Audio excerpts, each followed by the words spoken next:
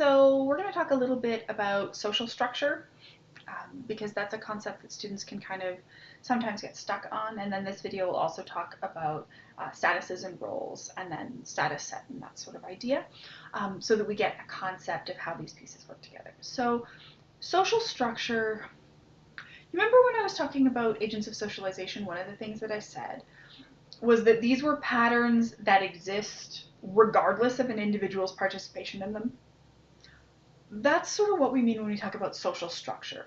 Social structure is the framework in which our social interactions happen. And one of the things that's important to understand in that sort of space and in that kind of conversation is that essentially human beings are really lazy, right? We don't want to have to figure out every single last bit of the possibilities that we might have in terms of interacting with another human being. What we really like to know is sort of a range, right? So when you walk into a classroom, I use classrooms because you guys have largely got experience of them, you have an idea of what you think a faculty member is going to do, what a teacher is going to do, right? So you'd probably be pretty confused if you walked into a classroom, say on campus, and everyone was sitting in the classroom and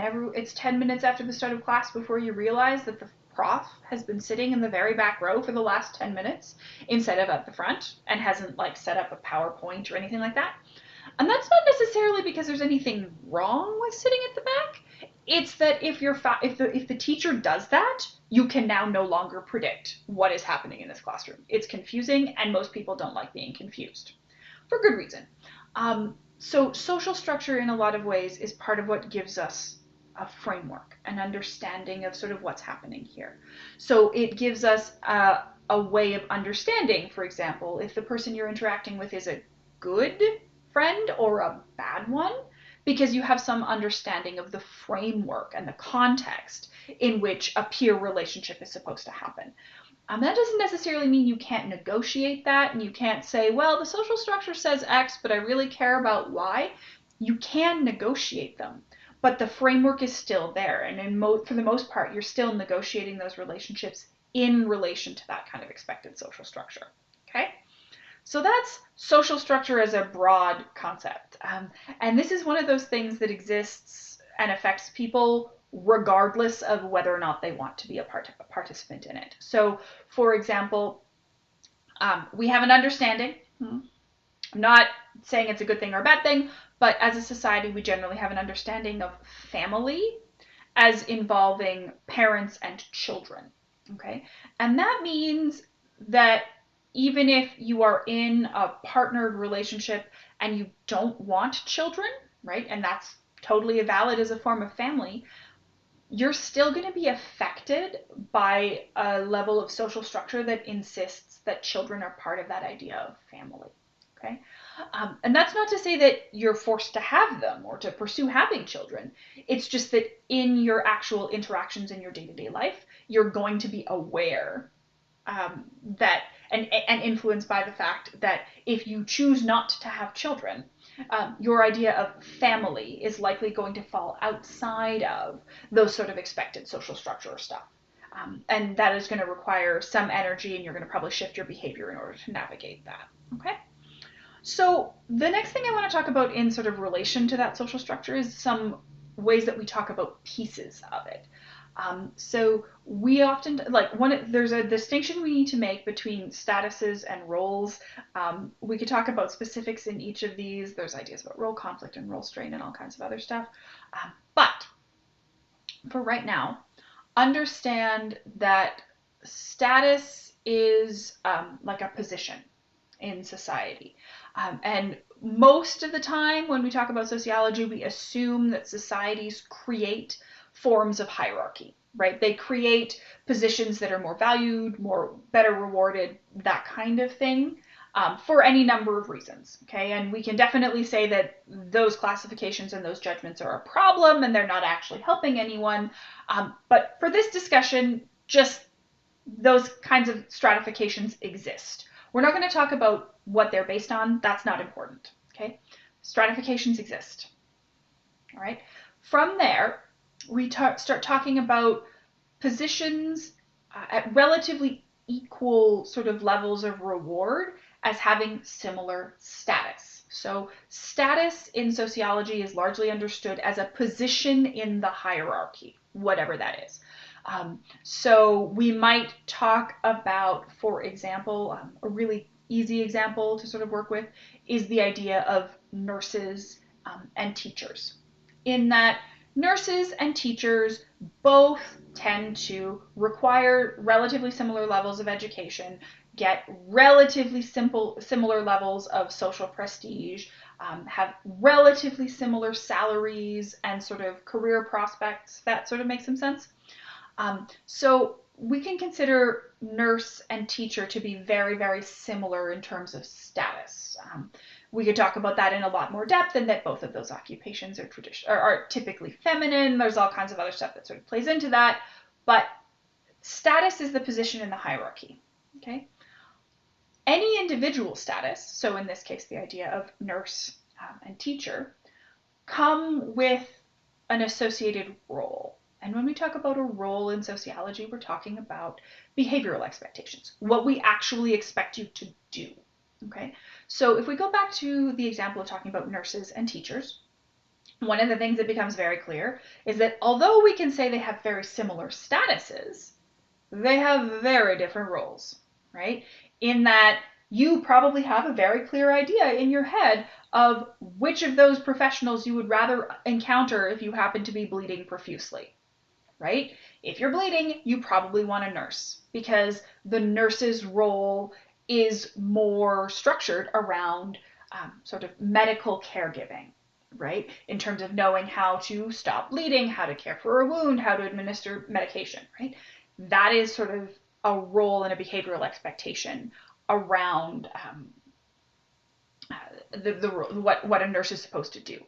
Whereas if you're struggling to read or you don't understand algebra, you probably would prefer to have a teacher over a nurse because of the way that the teacher's role is structured. Okay, so when you have positions that have very similar statuses, okay, you can have very different roles.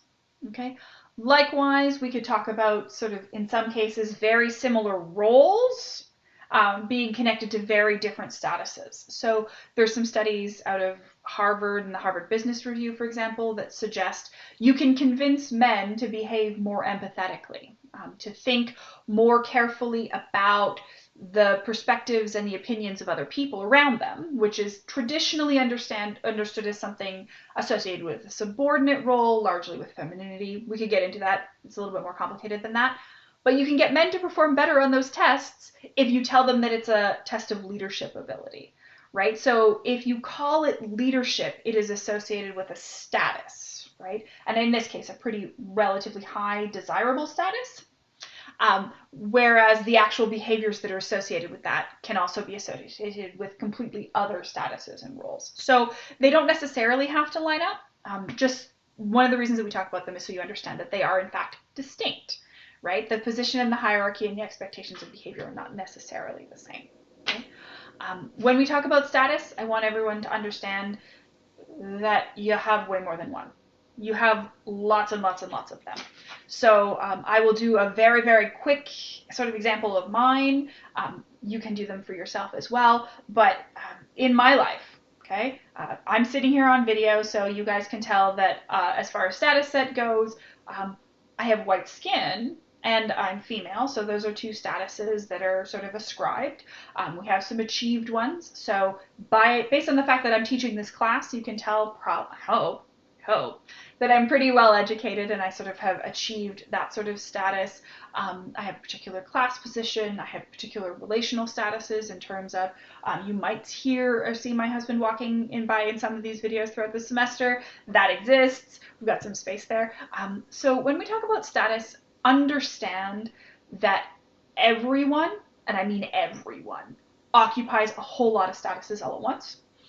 And also that those statuses can be more or less important given the context, right?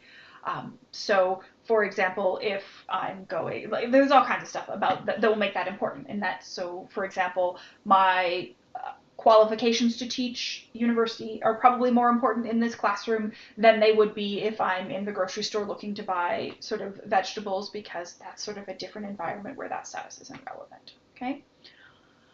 When we talk about roles, one of the things that we need to understand is that as a society, we never sat down and made sure that all of the roles were consistent and all of the ones made sense and all of the roles that people occupied at the same time were going to be consistent and made sense with each other.